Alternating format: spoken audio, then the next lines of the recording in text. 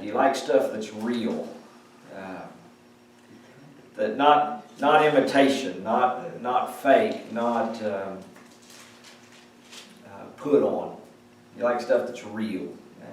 In 1959, Ruth Handler turned to her husband and said she had an idea for a doll. She'd seen one in Germany, and she just thought it was a great idea. Instead of little girls playing with dolls that looked like babies, how about a doll that was like a grown-up?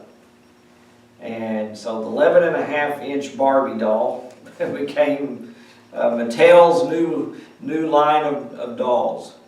And I was thinking how many knockoffs of the Barbie doll there have been. You know, that you can always get one cheaper, always one a little different, but they've all kind of come and gone, but Barbie keeps on going. People like the real thing. There's just something valuable about that. Y'all remember when we took the pews out, got the new pews. The idea was, a lot of people said they wanted one. What we didn't know was when we started carrying them out, those things wouldn't even hold together to carry them out to the parking lot. They were falling apart. And of course the reason why is because they weren't real wood. They were... It's that press board. They were that press board, yeah, that fabricated stuff. And so, yeah, there's just no substituting for the real thing. And that applies to stuff, and that applies to people.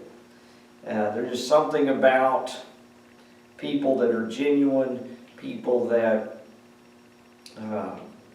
they're the same person all the time. There's just something about that just rings true with us. And that's true in our world, in which we have a lot of public relations and hype and all that kind of stuff going on. But it was true in the first century as well. And so we're going to start this study of the book that is all about that. In the in the late 40s or early 50s, we're talking 20 years after Jesus died, nothing in the New Testament had been written down yet. There was a lot of preaching going on. The gospel had spread and the church had spread all over the Mediterranean world, but there wasn't anything written down yet. And that's when kind of a latecomer to the Christian faith sat down to write the very first letter to his Jewish brethren. He was very well respected amongst the Jewish brethren, even amongst the Jews in general in the community. He was a guy that they had held in great esteem. Later on, we'll find that he's able to go to the temple when nobody else can, it seems, in history. And he may have been somewhat of a go-between between the Jewish officials and the temple and that sort of thing, and the Christians. There seems to be some evidence of that. He'll become an elder in the church. In Acts chapter 15, when they get together to talk about how they're going to bring the Gentiles in and the bringing of Gentiles into the church, he kind of chairs the meeting, so to speak. And it's his recommendation that is accepted by the apostles, and he writes the agreement or the declaration that gets sent out about what is going to happen in the church. So he's a very influential person. And we're talking about James. There's 3 Jameses in the New Testament. There's James the Apostle, and then there's one called James the Less. Well, this is the other one. This is James, the brother of Jesus. And if you never thought about it, can you imagine how hard it was to be the brother of Jesus? I would say so. Yeah, the kid brother at that. It had to be difficult. There's a comedian named Michael Jr. that has a routine about what it must have been like to be James. He said, how many times do you think he heard his parents say, "Why can't you be more like your brother, James?" Yeah. That would just have to be rough to be the kid brother of Jesus. And he struggles a little bit, as you find through the New Testament. Matthew chapter 13,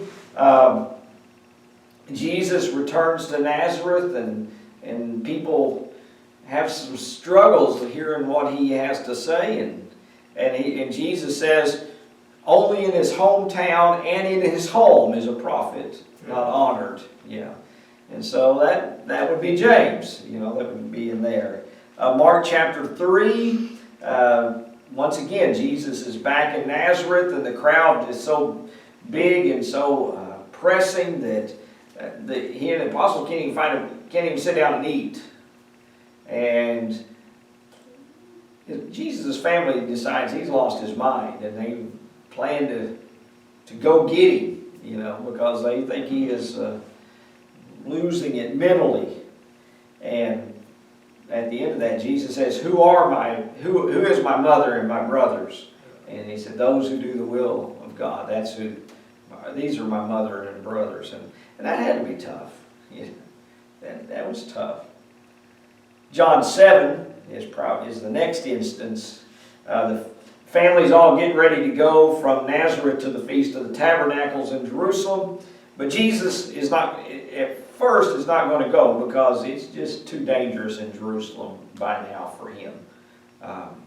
Things are a little too hot there, so he plans to stay in Nazareth. And the brothers, and you can, in the first few verses of that chapter, you can hear almost the sarcasm, saying, well, no prophet does his stuff in private, Jesus. You get out there, be seen, And the reason why it's sarcasm, because it says right at the end of it, it says, John makes has the line there, he says, where his brother still didn't believe. So James has some trouble coming to faith in Christ. And like, once again, we can kind of understand that.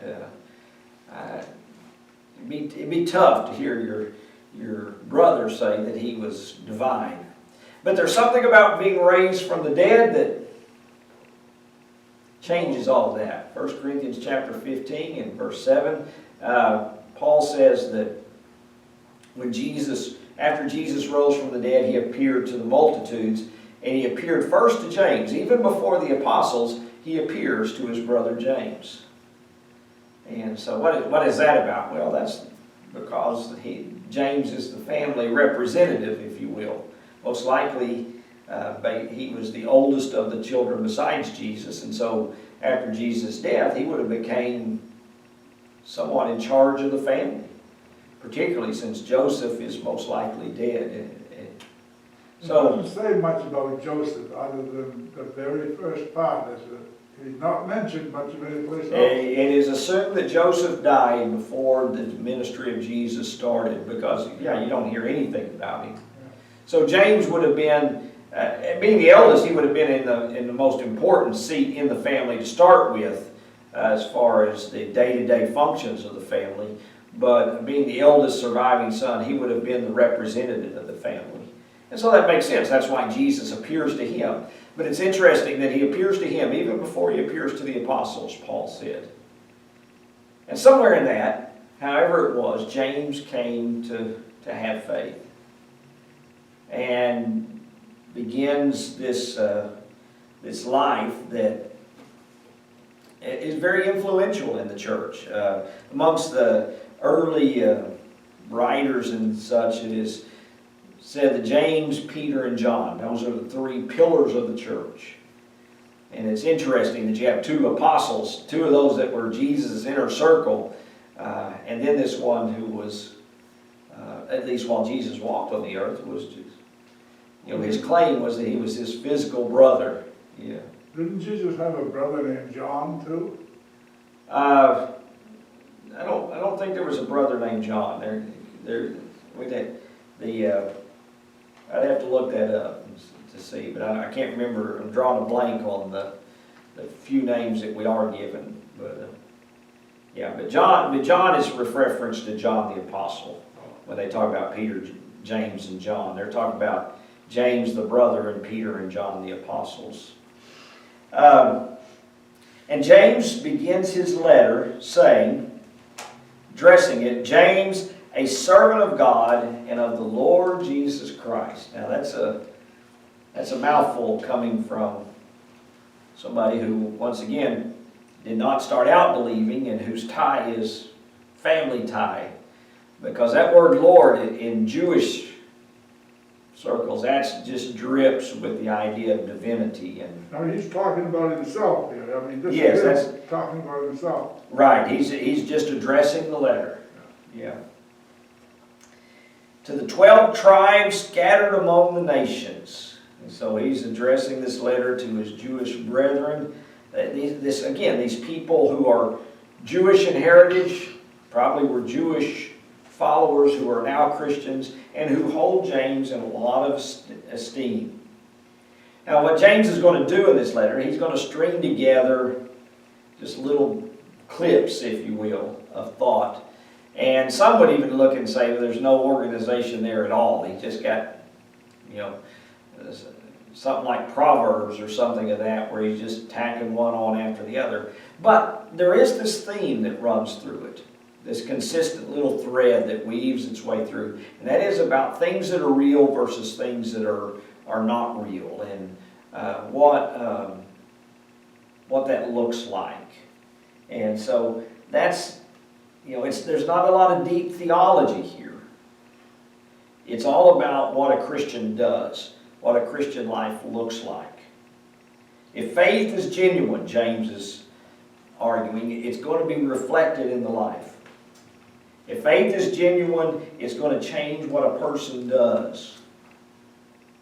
If you thought somebody was going to blow up the building, you wouldn't stay in the building. I mean, whatever you believe is going to be reflected in what you do, and particularly in the book. How you handle trials, how do you handle temptation, how do you treat the poor, how do you respond to adversity, how it affects the way you talk. And so James is writing about where the rubber meets the road. This earliest writing in the New Testament is just about what the Christian life looks like. Profilers have become a fascination of Hollywood, and I have to admit it's an interesting concept. You've seen, they've done several TV shows with profilers, people that have the task of, they'll look at a crime scene or a video or something of that nature, and their task is, by looking at what the person does, they tell you about what kind of person you're talking about. Based upon their actions, what is their character? What kind of person are they? That's what a profiler does. Well, James says there's validity to that. You can know something of a person by what they do, and what they do tells you something about them. And if you want to show your faith, he says, I'll show you my faith by what I do. So, after class, you might want to sit down, take you a piece of paper and make a list. Make a list of what is the things that a Christian does.